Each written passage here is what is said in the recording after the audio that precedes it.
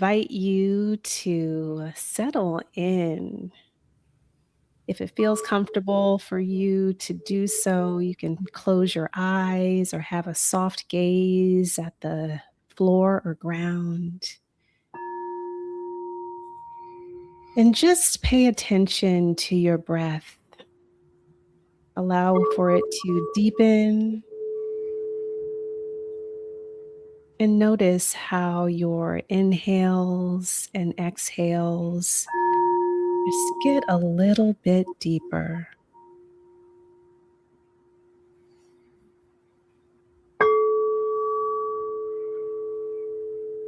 And place your attention to your heart center and feel the energy that is there and settle into that.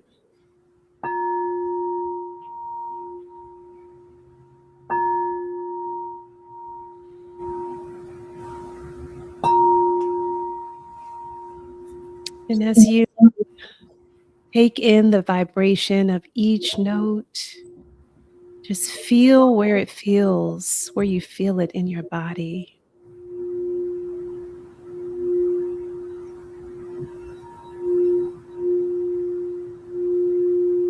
Allow the reverberation of the frequencies to penetrate into your cells.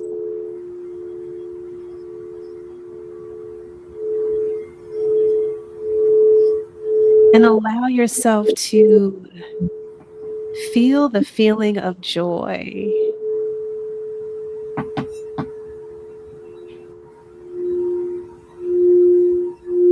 And your energy expands beyond where you are right now. Notice how far it can go.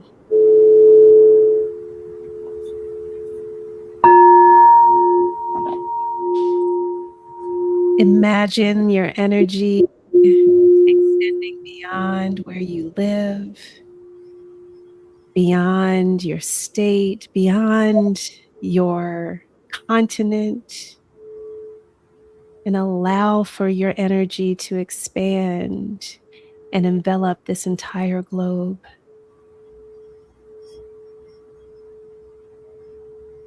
And allow yourself to feel the gratitude of being here and alive and in this present moment.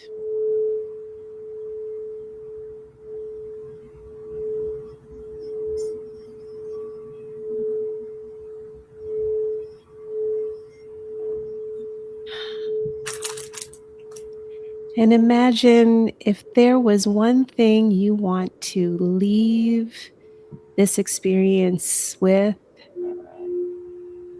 what would it be?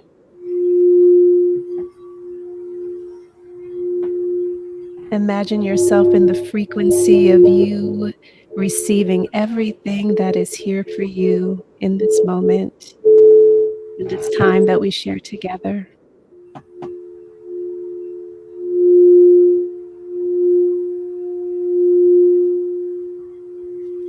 And breathe into that.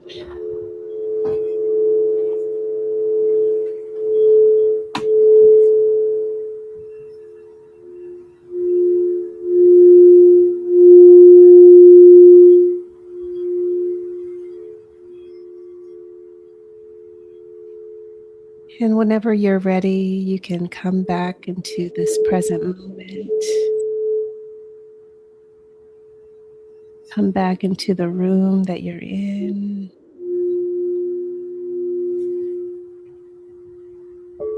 Washing away anything that needs to be left behind.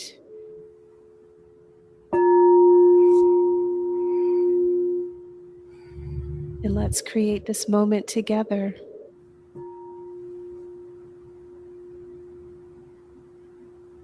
And feel free to open your eyes whenever you're ready.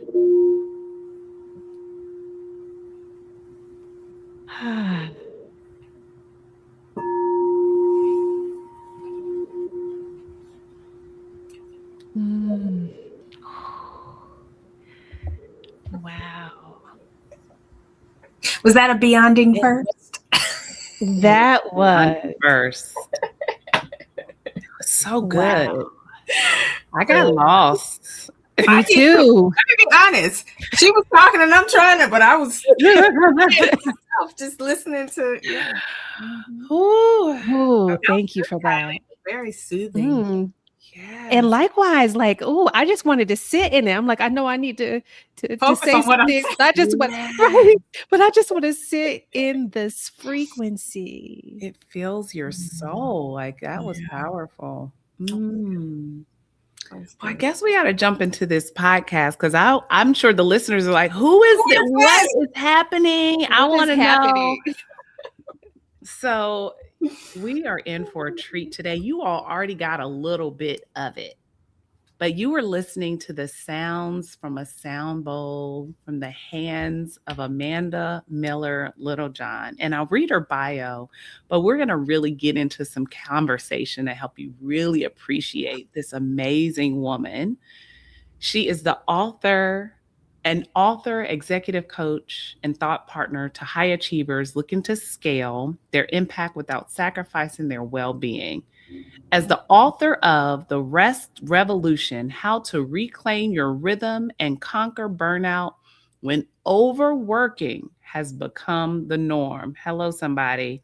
Amanda is on a mission to dismantle the myth that endless output equals true leadership impact. Leveraging over a decade of experience as a brand strategist, journalist, and restorative guide, she helps leaders practice radical self-discovery, design sustainable personal rhythms, and interrupt stress using practical, science-backed restorative tools. She's dedicated to helping the world's most driven people identify the needs of their personal seasons so they can lead sustainably in the age of burnout. That's in itself, like, I can't wait for this conversation, Kailei. Same here. Same here. Welcome, Amanda. Thank you. Thank you all for having me Welcome. on your platform. I'm excited to Yeah, dive into whatever we're going to same. dive into. we're Same. excited to have you. Yeah, and we were chatting before we started recording, and one thing that I didn't say, but I almost did, but then I said no. I want to say this after we start recording. Today is Myra's birthday, so we are recording this on Myra's birthday. Another Beyonding first. We're just beyond. Yes, and Amanda's birthday is coming up. It is. Isn't your birthday coming up later It's this on week? Sunday. On Sunday. So this should drop the day before Amanda's birthday. So it's sandwiched in between. That's right. So such Some a good beautiful energy that we're bringing into this space. And when I think about you, Amanda, I am so grateful for your friendship and your sisterhood. And I was reflecting with Myra earlier today about how our paths came, we joined paths at a moment in time when we were both talking about branding. And we were accountability partners for a good bit there. There was so much that would you say? Yes, those calls, girl. And I feel like both of us have evolved so much over the past, 10, 11 years. And those evolutions have led us to similar spaces. We were talking about the image and the brands that people were putting out into the world. And now, it seems like we've both have had this realization that's always been a part of who we are. And I would add Myra to this too, because I know that she has gone through the same realizations of how when we are not well, when we are not together and centered and well, mind, body, and soul, then nothing else really matters, right? It doesn't matter the external. It doesn't matter what your brand is. It doesn't matter what your image is. if you are not well. And Mm. so the commitment to wellness is something that I'm really excited for us to explore today, and what led you to even writing the rest Mhm. revolution, which I have right here. And I am so honored that you interviewed me for this as well, and Yes, you're that in the book, my Kailei. That's yeah, it's exciting. It's Yeah. exciting. such an honor, especially given what this book means. So, would love to begin with you sharing kind of what led you to writing the Rest Revolution and having your own Rest Revolution in the first Mm. place. Um, Gosh, I was thinking about the book, I think yesterday, and I was just like, oh, I'm so glad that I wrote the book because it started off as a bit of a nudge. The book itself, it wasn't a book; it was more of an opportunity for me to answer the call to return to something that was important to me, which was writing. And I had backburnered my creative writing, my non-client writing Mm. for a really, really long time. And during the pandemic, I was, doing the thing that we were all doing, Mm. hustling, grinding, selling things, serving clients, and things were going well business wise, but something was off with me. And I just started getting this call, like, you should start writing again. You should start writing again. And I started like signing up for like writing workshops and classes, and just like I needed to get into a rhythm and a cohort, a community of writing. Mm. And I didn't even really know what I wanted to write about, but funny enough, I was in one of these cohorts and I was trying to think about like what's a topic I want to talk about. And during that same window of time, I was working with a cohort of women who, had come to me because they wanted support with their brands. Mm. But the topic that we kept coming back to was how exhausted we all were. Mm. They were, I was, like, we just kept coming back to this burnout conversation, this exhaustion conversation, to the point where it was almost overshadowing the work we were supposed to be doing around branding and visibility. And then when Simone Biles stepped away from Mm.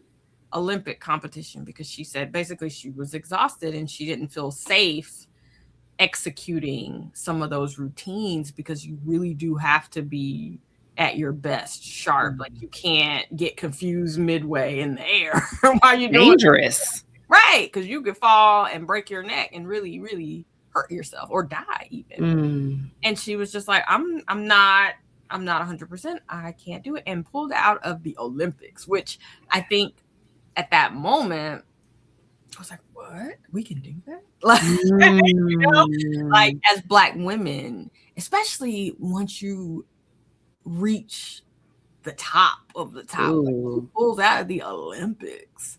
And I think we all collectively said, wow, okay, that was really inspiring. And so I wrote about her. I wrote about the women I was in community with, everything I was hearing. And that was my first foray into me sharing publicly this whole conversation that I was hearing take place behind the scenes. And so that article became a Washington Post article that, went viral. And I wrote a couple more pieces around burnout, but just from different angles. I wrote something for the Huffington Post about social media burnout, Mm. wrote something for the LA Times around like Black mom burnout. And as I kept writing, like, okay, I remember the Washington Post article, I had conducted maybe 6 hours worth of interviews, Mm. and the article was 900 words. And I remember having to shave it down. Like, my first draft was, I think, 4,000 words. Wow. And I was just like, okay, I got to cut her. Can't put her in, And I was just like, I have so much more to say about this. This is, Mhm. and I remember, you know what? I'm going to say this, call her name. Tina McElroy Ansa, Mm. an author, and her friend Wanda Lloyd, they read my article and they had a podcast and it was called Two Old Chicks. Know a lot about stuff, right? Mm. And they reached out to me and they wanted to interview me. And I remember, these are veteran writers, editors, just like Mm. the elders, and they're like hyping me up. And I remember Tina said to me when we stopped recording and we kind of kept kikiing, for like half an hour after. But I remember she said to me, Amanda, don't let this be an article when you know you really want to write a book, because you're too Ooh. good of a writer for this just to be it. And I was just like, when someone sees you, Yeah. especially someone who is already established in that way, in that lane, and she just affirmed me. And it's so crazy. Like I went on, and once she planted that seed, I was like, oh, okay, yes, this is a book. Like, how you have a little thought and you're like, what if this could be a book? Someone else says it and you're just like, that was all I needed. And so then I just kind of got like, all right, I got to figure out a way to get this out here, because it's resonating beyond just a few people. It's resonating with people at all ages. Like, these women were in their 70s and they were saying how it resonated with them as they reflected back on their time as working mothers and really trying to make things happen. And how this was such a needed conversation, and I needed to get more people to talk about it because they wish that they had been thinking that way when they were my age. So, and she has since passed away. So it's kind of doubly powerful to think about that seed that she left with me, and that now it is going on. So yeah, long story. Why did I write? Beautiful. Yeah. Finish. I'm so sorry. One more thing. One of the things I talk about in the book is this concept of front burnering your joy, because joy is generative. Joy is something that actually creates energy. And so when you're in burnout, especially, and you're exhausted, one of the things that I find is most people have put the joyful thing to the side. Because you're like, oh, I don't have time. I'm busy. I'm burnt out because I'm doing too much. I can't add another thing that, I'm too exhausted to do. But doing the joyful thing actually refuels you and generates energy versus depleting you. And so the writing of the book was me doing the joyful thing. Then that essentially pulled me, like, starting to write those articles, that gave me a boost, and it just kind of helped refocus me and get me going again. It kind of got me restart, like a jump start, car needs a jump. And so that's what it was. And so it was me literally living the principles in the book, pulling myself out of burnout, a personal burnout, by doing the thing that I had backburnered, but the thing that I needed to do because it was what fueled me. Good. Oh, so much good stuff in there. So much good stuff. This something was off with me really stood out to me when you said that. This idea that you could tap into, maybe you didn't have the words in the moment, but you knew something was off, right? You had that connection with yourself to know that. And it sounds like even in the groups that you were in, other women were experiencing the same thing. Yeah. You had the audacity to write about it, right? And then eventually write a book about it. But it felt like there was this collective kind of theme, like something's off. Maybe we don't always have the words for it. We don't always know, like, feels different. Like, I don't know. Like, how would you describe how maybe women can recognize when something's off? Like, maybe it is burnout. They don't know. How do you recognize those things? Well, for me, I had gotten everything I said I wanted, right? Like, I had been working to build my business to get to this point where it's like, okay, I have people who are clamoring to participate in my work. I have individual clients. I have corporate clients. I'm I'm doing all the things. I had a new baby. That was another piece of it. Had a new baby. I had a new house. I mean, I had all these new things, all these things I had said I wanted for a long time. And it just didn't feel like I had hit the lottery that I had hit, right? Like, it wasn't that I was unhappy. I was just, number one, I was working very, very hard to keep all of these things going, and it wasn't sustainable. And also, I didn't take a maternity leave because, for whatever reason, I thought, oh my gosh, I've put myself out there and built up all of this momentum. I don't want to then turn around and be like, oh, hey, I need to take a break because I had this baby. I almost felt like, I wanted to not prove, but that was a message from like my 20s and 30s. Was like, I don't need as much rest and as much like leisure or downtime as other people. I actually get ahead when other people are chilling and resting. Like, I'm, you're using the weekend to power down, and I'm like, oh, perfect. Nobody's looking for me. Nobody's emailing or calling. So I'm about to kick it into fifth gear. So on Monday, y'all are back there, and I'm gone. Right? Yeah. That was kind of my philosophy. But for what? Like, what? Yeah. Like, how did that work? How did that work out? Yeah. So in 2021, it didn't. I got really sick, and I had to just, pull back. And then one of my children, Connor, I think was 12 at the time, and I remember he said to me, because I was just like, my schedule was insane because I'm trying to nurse, but then it's a baby, so she's up and down and up and down. And she was like probably my poorest sleeping child. All over the place in terms of her schedule.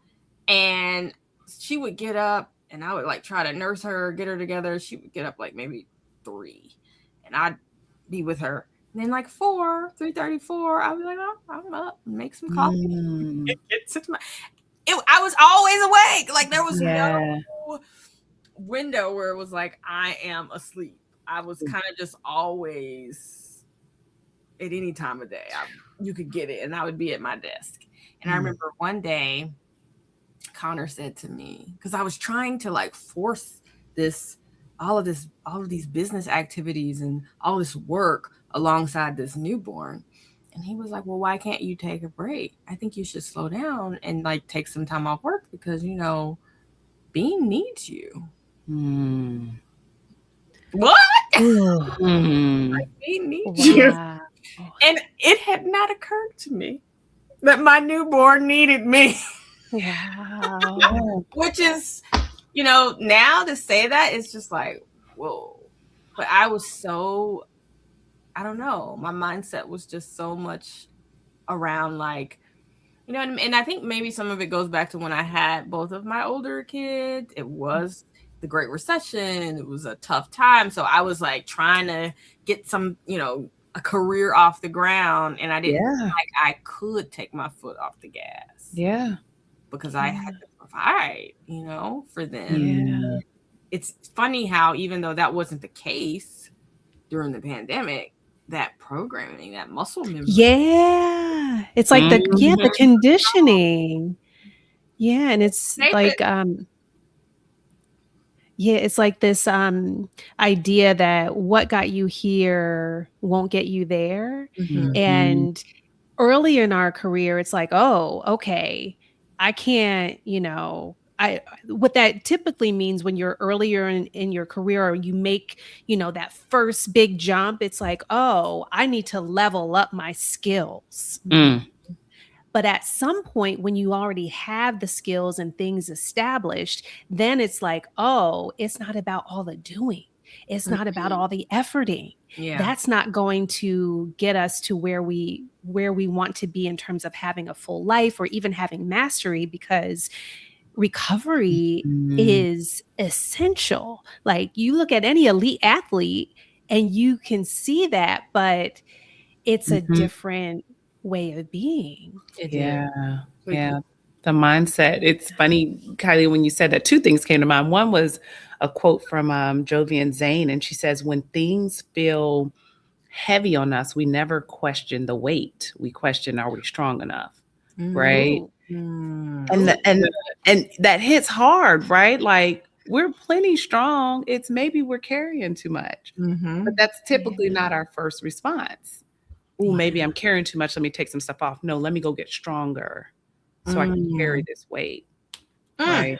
Yeah, that's good. yeah. Yeah, and we don't question that. And then the other thing that came to mind, I was sharing this with Kylie. I went to see Lionel Richie in Earth, Wind, and Fire last night. And Lionel Richie, 77 years old, okay, on stage performing, singing his heart out. But there were points in in the set where he would stop and drink water. And he told us a story of how his very first show in that tour, he passed out. He was so Mm. exhausted and he didn't know it and he passed out. And as he was sharing the story, he said, "I used to be able to do this. Like, there was never a time where I couldn't run across the stage and do all the tours and all the shows.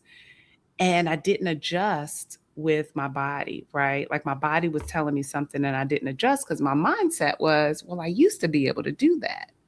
But this is how I always do This it. is how I always Right, do it." And I Mhm. thought about right. that, Amanda, when you talked about in your 20s and 30s, you could do that. Like, but there comes a time where we have to be present with what our body's asking for, right? And how Yeah. you said, Kylie, what got us here won't get us there.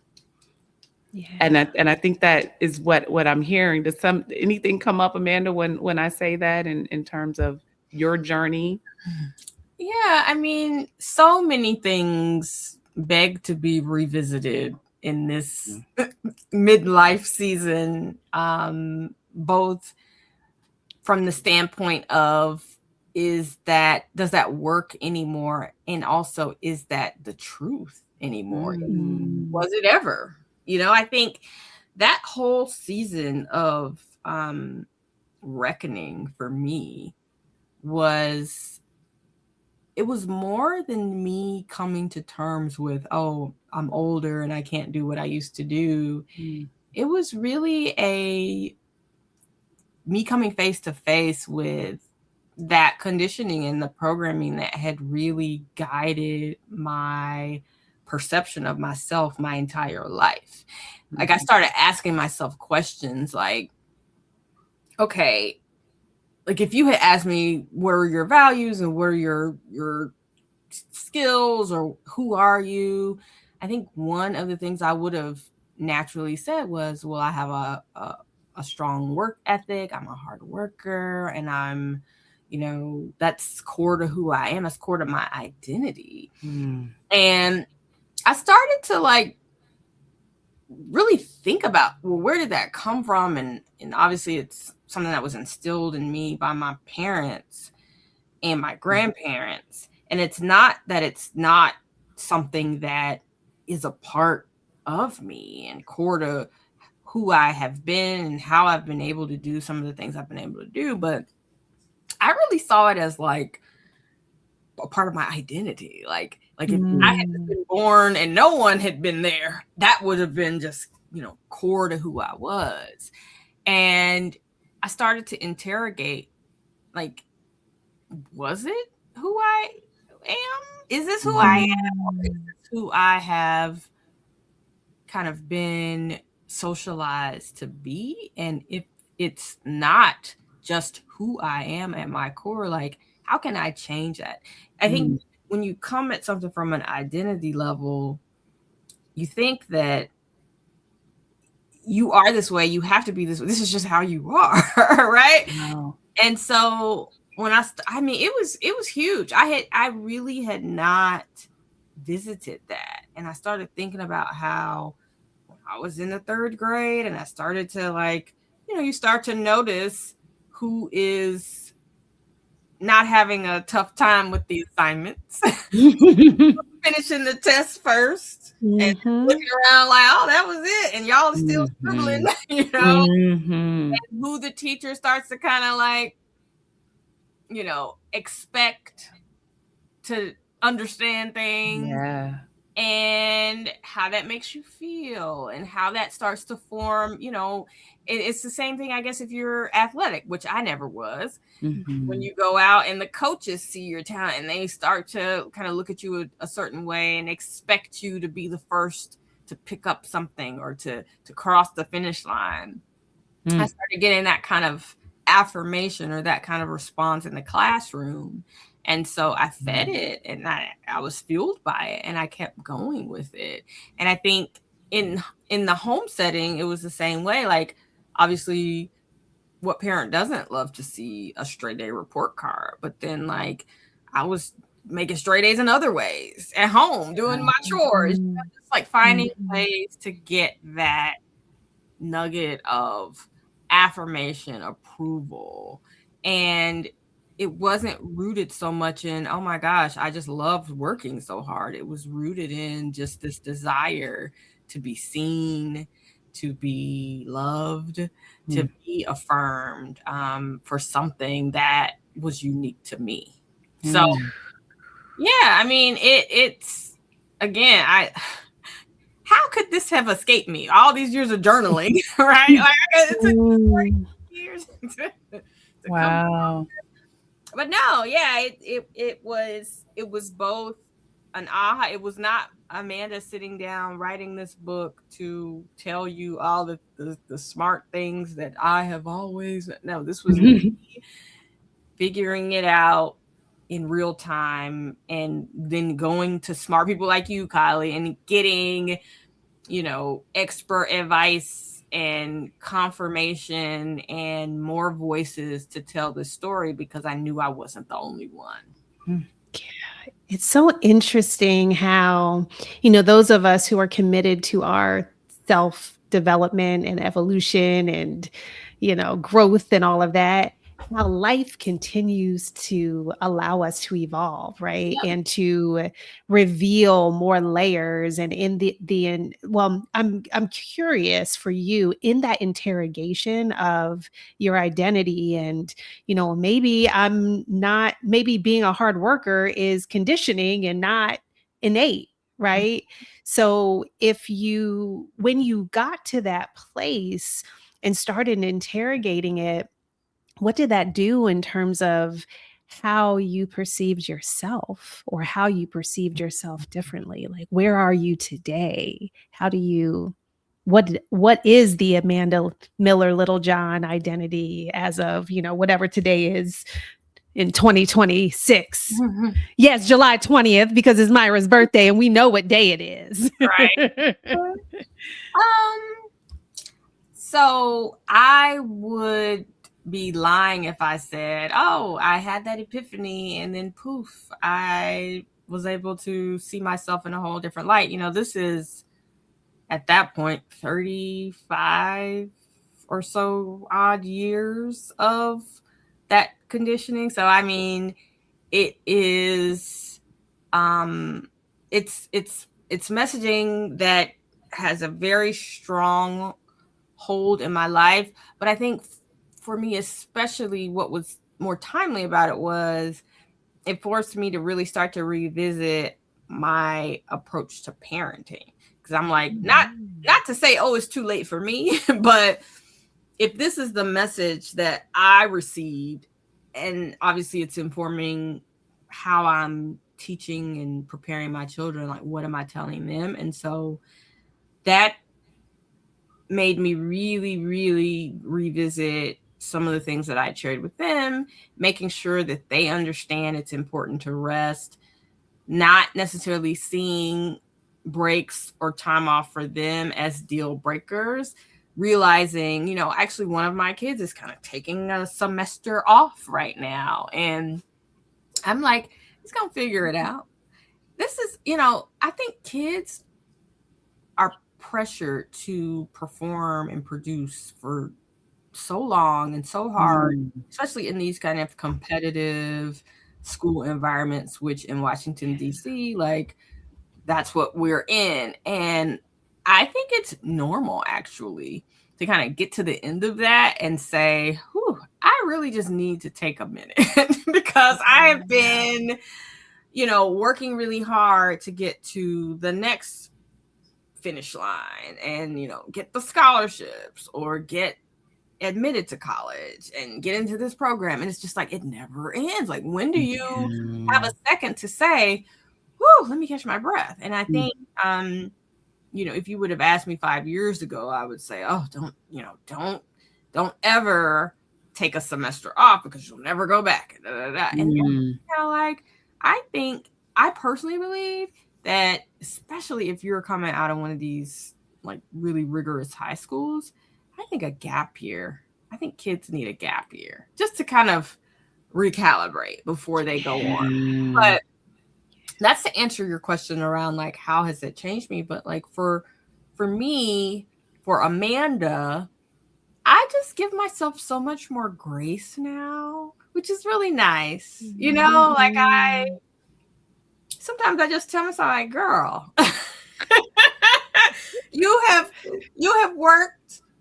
worked enough for 2 or 3 lifetimes. Like, okay, for real. Enough, but also you've written enough, you've shared enough, you've taught enough. Just go in them archives, pull them out and repackage it. Like, they ain't even get it the first time. They need to hear it again. Like,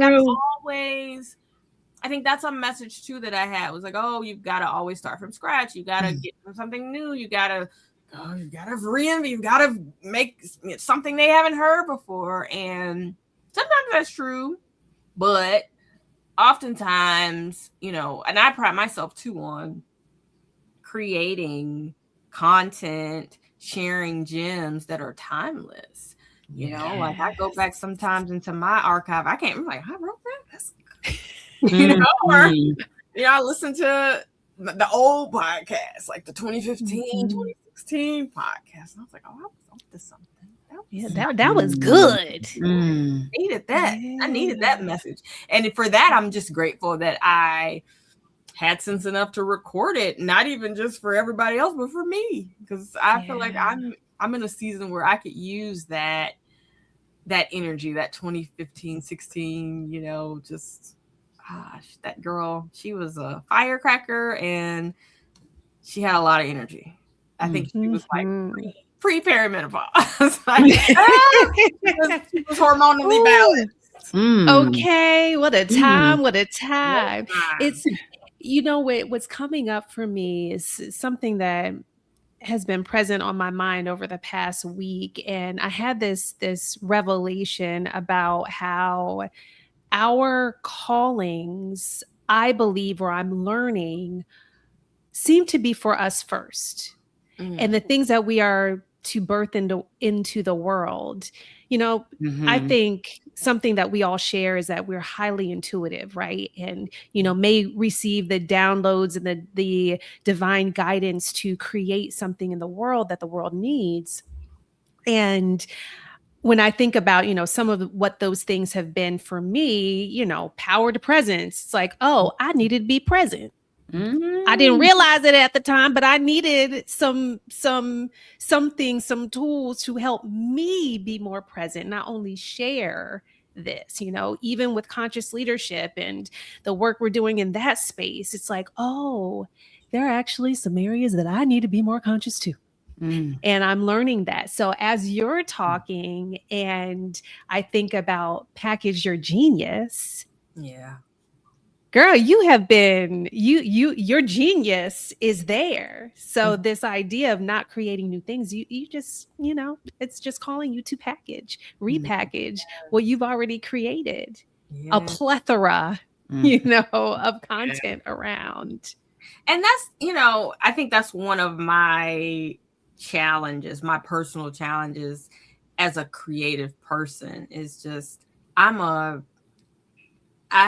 had so many ideas. I've created so much that I don't even remember everything I've created or what the value was. Like, I was talking to a friend of mine who had me teach a class in her community earlier this year.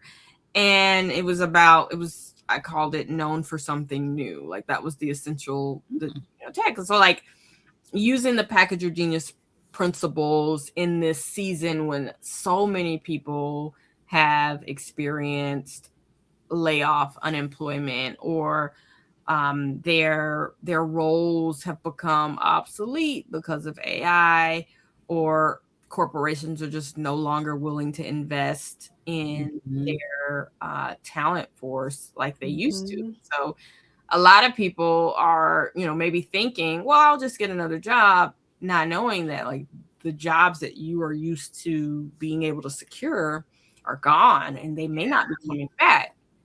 And so I was just thinking about like, oh my God, people need packaging. People need to figure out how to pivot. Like it's the moment. So I did a class, was like, just how do you become known for something new? Because that's essentially what it is. It's like, how do I change the perception of who I am or expand the perception of who I am and what value I add, what I'm capable of, who I can support, and how I can be of value. And I did a version of that class for my friend Andrea in her community. And that was back in April.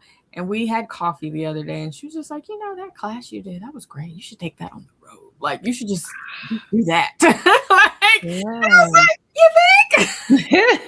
So sometimes it's just helpful for me to hear, well, what is resonating with you? What's resonating? Like, what of all of this, right? Package your new purpose. Like, we got a lot of things to discuss. Rest Revolution. What about it is timely and relevant and resonant right now? So she told me that. I was like, okay, we'll see. I put it out there. But I do think people need tips on how do you tap into what you have and maybe what you've always had but haven't given yourself permission to explore, especially when you are in a position where you need to make something happen because the way you're used to making things happen is no longer available. Like, what do? You can't just sit there. Make yourself known for something else. Yeah. It's funny, there's almost like, and I know it's not a contradiction, but there almost feels like it could be a contradiction when we think about rest, but we think about the responsibility that we still have, right? Like I think about, I've got a mortgage to pay, right? Or I'm an auntie, or I have responsibilities in my life. You all are moms and wives, and we're all daughters. Like if we think about the responsibilities we have, we just talked about people needing income. So I think about how that may feel like it contradicts with there's times where you just need rest. Like you may have been working a while. Like how does that play out when you think about the rest revolution and the responsibilities we know we have? Like how do we reconcile it? Find that space, to reconcile when it feels like, man, I want to rest, but I also got to pay these bills. Well, a big part of the whole rest revolution philosophy in the book, actually is chapter 8, purposecaping. Okay. And that is, purposecaping is my like life and coaching philosophy that is based on a seasonal framework. So observations of nature, kind of like we were talking earlier about the grove. And so when you think about four seasons, winter being obviously the time for rest and renewal, but also for decision making, for deciding what do I want to carry forth into spring, what do I want to plant, what's working, what worked, what didn't work, what do I need to get rid of. And then spring is like planting, creating something new, nurturing something new, nurturing the unseen, the invisible, right? And that could be your idea, your business, a new child, a new life, Like there's so many parallels. And then summer is about growth, visibility, warding off threats and pests. And then I love that one. that's my summer is my most challenging season, just both metaphorically and literally, because it requires a lot of kind of like boring, it's like once something has taken root and it is solid and it's no longer fragile because it's brand new, then you got to do the boring day-to-day maintenance of just like keep it watered, keep it pruned, keep it watered, keep it take them to shake. Oh, the bugs are coming, chase them away. And I did a podcast years ago. Maybe Kailei, you remember it, maybe not, but it was called like activators and maintainers. I was like, are you an activator or a maintainer? I have always had activator energy, and I'm fortunate to be married to a maintainer. Right? So like, I will decide this is where the children will go to school, and I want them learning Mandarin and taking piano because it's going to help them with their fine motor and mathematics skills, because I see we have a future engineer.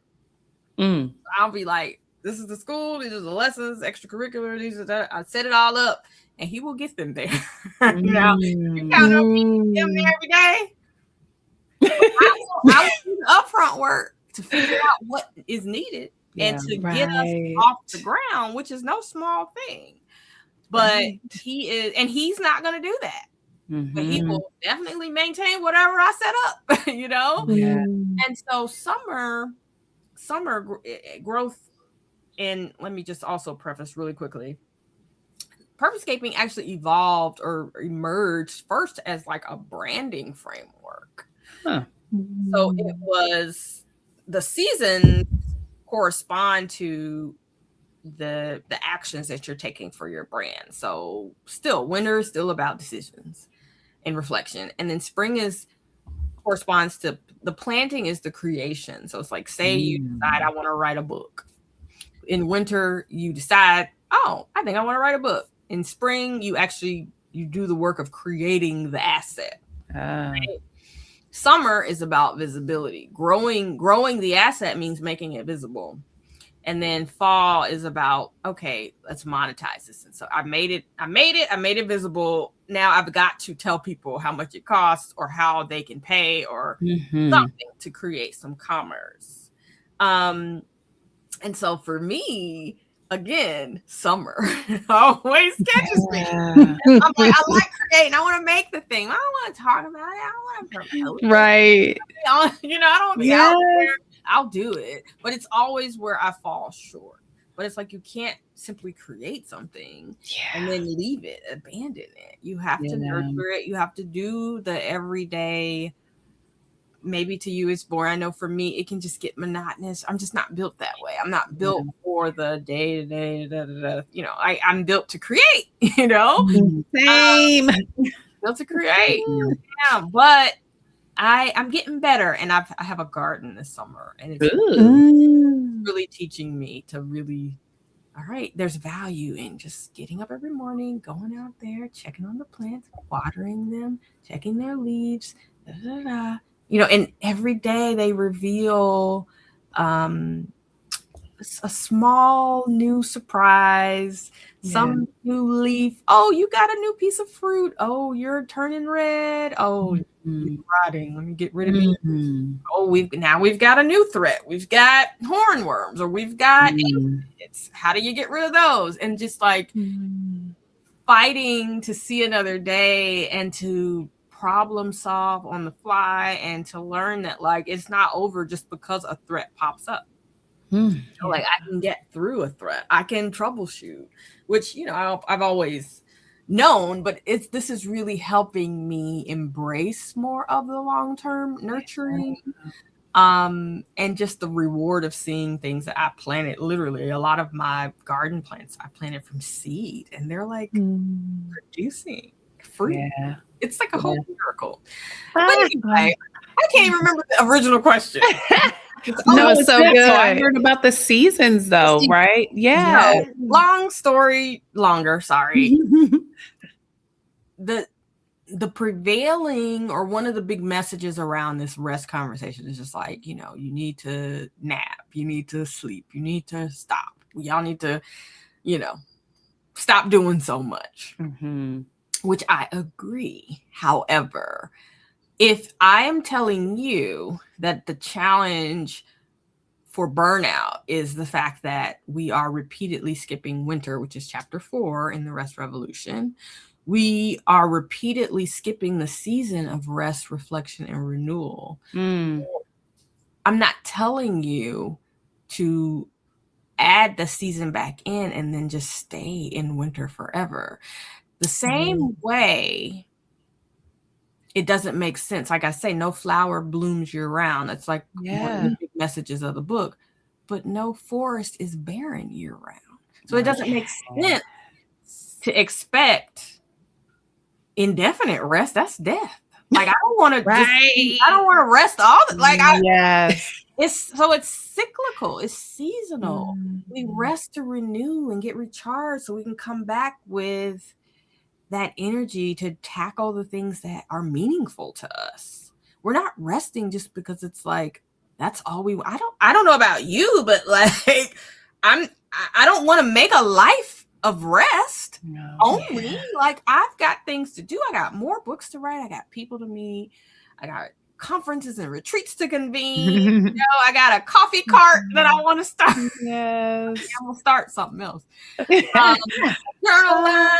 I got all these things I want to do, and so I rest as a part of both my daily and my seasonal rhythm. Like I find rest every day. But I'm doing it because it empowers me to be there for the other 3 seasons too. That's good. Like, you can't just that's like the same problem on another level. If I'm all I'm doing is pushing myself, and then all I'm doing is like, come on, we gotta have balance. Right? That's the problem. We're out of balance. And so I think that is the antidote to what you're asking about. It's just like, oh, I've got bills, I've got these other things I gotta do. Well, you still have to find a way to build the rhythm of rest into everything else that you're doing. And I think that, like, especially if you have been backburnering what matters, which is a chapter in the book, and you need to front burner your joy or some of the relationships that fuel you or the hobbies that fuel you, that could be one thing that can allow you to generate some of the energy that you need for those other areas of your life that you've got to keep going. But also figure out, how do I weave in the rest? Because I can't just go, but I also can't just sleep. Yes. That's good. Wow. One word that was resonating with me or jumping out at me, even as Myra was reading your bio, was rhythm. And you were just sharing a lot about rhythm. That brings me back to the sound bowls. So rhythm, music, frequency, vibrations. So curious. Yes. Y'all heard it. Y'all heard it. What drew you into sound healing, and what role has that played for you that has now turned into you sharing that to others? So and this is random. Years ago, a friend of mine, Amber, had sound bowls, and I was like, what is that? And she showed it to me, and I bought a couple, and I just had them. And I remember Connor would play the bowls for me because he's like musical, so he just understands them. But I just kind of had a couple, and it wasn't a set, it was just a few, and then I put them away because I was like, well, I don't know how to do anything with the bowls. A few years ago, I was on my annual birthday trip to Paris, which I'm not going this year, but that year I was walking around and I was listening to a podcast, and it was the podcast host was doing a series on the senses. So she had done one on the sense of smell, and she interviewed an expert to talk about how, like, our sense of smell is tied to memories and all these different things. And this month this week she was doing sound, and she interviewed Sarah Oster, who is the author of the book Sound Bath. And Mhm. she is just this phenomenal practitioner and holder of space. And she interviewed her. I listened to the interview. I thought, this is great. And after the interview, they did a bonus episode with a sound bath. So it was like 15 minutes. They're like, so you can hear it for yourself and understand and feel it. So I remember I listened to the sound bath and I was like, oh, that is so good. And I started following Sarah and just listening to different things that she had recorded. And I found that if I could tune into those sound baths daily, it was doing something to me. Like it was building up my like this internal reservoir of resilience, of just like ability to metabolize stress, anxiety, etc. I remember I was having this really stressful time at work, and I remember putting my AirPods in and just listening on repeat to these sound bites. And that was the only thing that could get me to just like calm down. So I just kind of added it to my morning routine with the journaling and my coffee and all of that. I would do a sound bath. And I started noticing, oh my God, when I just listen to a sound bath, especially before I journal, I'll typically have an aha, an epiphany, like that'll come through during the sound bath. And it just helped me. It really, really, really helped me. And so I would tell people, I love this sound, but here's an app here, listen to these sound baths. They're great. And then one day, it was about, we were coming up on a year of the Rest Revolution being out. And I don't know. It was a spiritual nudge. That's all I can say it was. Something said, what if you did sound? What if you did them? I know what it was. I did a talk. I did a keynote for this retreat for Black women superintendents, and it was a long presentation. It was like 2 hours, and I led them through all the principles in the book, but at different intervals, I would lead them through rest practices. So like we did just really quick ones that you can access anytime you're stressed. So it's like, here's 1 minute of breath work. Here's 1 minute of humming.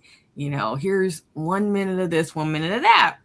And I remember I was like, I'm going to share a sound bath with them. I had a recording. It was like 7 minutes. They loved it. And I thought to myself, what if I could do the sound bath versus just play a recording? Like, this went over so well, and this was so resonant for them. What if they could actually feel the vibrations of the instruments? And something said, look up and see what Sarah's doing. I think she teaches. Wow. And I'm telling you, it was end of September. I just randomly went on her site. It was like, doesn't she teach a class about this? She was teaching her next cohort in November. So I literally had caught, right before. Wow. And it was going to be in person, which was important to me because she had another one that was online. And I was like, I don't want to do online. I want to do it in person. And it was in upstate New York. Beautiful. It's exactly what I need. And so I went, and I remember honestly, after I left, I was like, I don't know if I'm going to be able to do this. It was hard. Yeah. It was not as easy as you would think, but one of the requirements for our certification was we had to do observation hours. And so before we could facilitate sound baths for a fee, we had to do a number of observation hours, and each one we had to go through the process. She has a whole framework. It's called PAUSE, and each letter stands for something. And you had to submit to her your observation forms, both for your individual sessions and your group sessions. So it was just a whole process. So with each one, better. Oh, okay, I'm getting better. I'm getting better. This is getting better. And I completed my certification hours. And then I just was like, I want to just share this gift with people. And I had people who were game and they invited me into their spaces, their organizations, their friend groups. And I just found that, like, whereas before it was something that I enjoy doing for myself or experiencing for myself, which obviously I still do, the act of facilitating, it's also, I feel like it's for me too. Like, I'm getting something too, you know? Also, I don't know, something about it. And that's a new question, Kailei, that I've added to my whole framework for like package your genius and getting clear on what lights you up. It's like, what do you enjoy giving? Like what gets you excited to give? And I love giving the gift of restoration through sound. I love it because even people who aren't believers or are just kind of like, meh, whatever, I don't know, sure, I'll try it. After they get up from the mat, they're blown away and they look so refreshed. And it just makes me happy. It makes me so happy to share that with them. Like, I've done it for my family, my mom, you know, my husband, his brother, like people who I don't think are normally in spaces where rest and relaxation are encouraged. Stillness is not encouraged, but like introducing it, especially to people who are very driven and are always going and aren't necessarily taking the time to pause and reflect and settle into their bodies and get present. It's just, it's better. I can't explain it. It's amazing. I love doing it for like older Black women who, you know, I love that. It's just the best. Yeah. And so I love how you light up when you talk about it. Yeah. It's evident. Yeah. It's beautiful. Oh, I still feel it. Like I still feel the resonance in my heart. Like I really do. Well, we could talk all day, like for real, Clearly. for real. So many things that, you know, we could still get into. But I know that, you know, we have things to do. So it's Myra's birthday. We gotta let Myra. It's Myra's birthday. We gotta let Myra celebrate. I'm doing what I love. So thank you. What an honor. I thank you. One last question. Thank you. Oh, yes. Thank you, Myra. Because I was like, girl, are you sure you want to do this on your birthday? It's my pleasure. It's my pleasure. Well, thank you for giving your gift to us, Myra, today. Absolutely. Amanda, one thing that we have been including in our conversations this season is some growth work. So something that we can do, we can implement, we can integrate over the next couple of weeks to really further some of the work that you're giving to the world. So what would you say that could be for us this week? I think building the muscle for stillness that's the beginning. That's the beginning of the work. And I think I could give you a ton of like self-discovery prompts, because that's the other piece.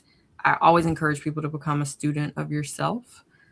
But in order to do that effectively, you first have to build that muscle for stillness, because you can't even really tune into yourself to hear yourself without the stillness. And so I would say, if you do not currently have a daily stillness practice, so a time when you spend at least 5 minutes breathing, journaling, sitting in silence, meditating, or what have you, I encourage you to commit to just 5 minutes. You could do box breathing, where you breathe in for a count of 4, hold for a count of 4, exhale for a count of 4, hold for a count of 4. You could do that for 5 minutes. You could simply close your eyes and tune into yourself for 5 minutes. But try to build up to 5 minutes every day. And then once you get to that point, see if you can extend it. For me, listening to a sound bath is kind of my way to quickly, like, it gives me something to focus my attention on. And that's why I really, really like it. If you're interested in these sound baths, I actually have some on my Substack. Oh, we can share that. So I Rest Revolution love that. Substack, I have a section called The Sanctuary, and it is for the supporters of the Substack. And so it's a growing library of somatic sessions. And so, but just find, I mean, you can go on YouTube and find a sound bath, right? Like you can find something that you can tune your attention to for 5 minutes and grow from there. I think 20 minutes is a great goal, but if you are at 0 minutes, aim for 5. And just do that consistently, same time every day, and see how you feel. And I definitely know you're going to experience some growth. And then after that, we can talk about becoming a student of yourself and what comes up for you after the stillness. So good. Perfect. Amanda, thank you. You are so Thank welcome. you so much. Thank you. Yes, such a pleasure, such a pleasure. I got so much out of this. A great birthday gift. So thank you.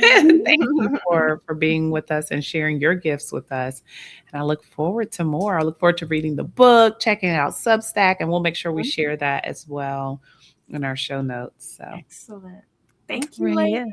Oh, my heart is full. you too. This Thank is you, Amanda. Beyonding. This is Beyonding. Be well. Well.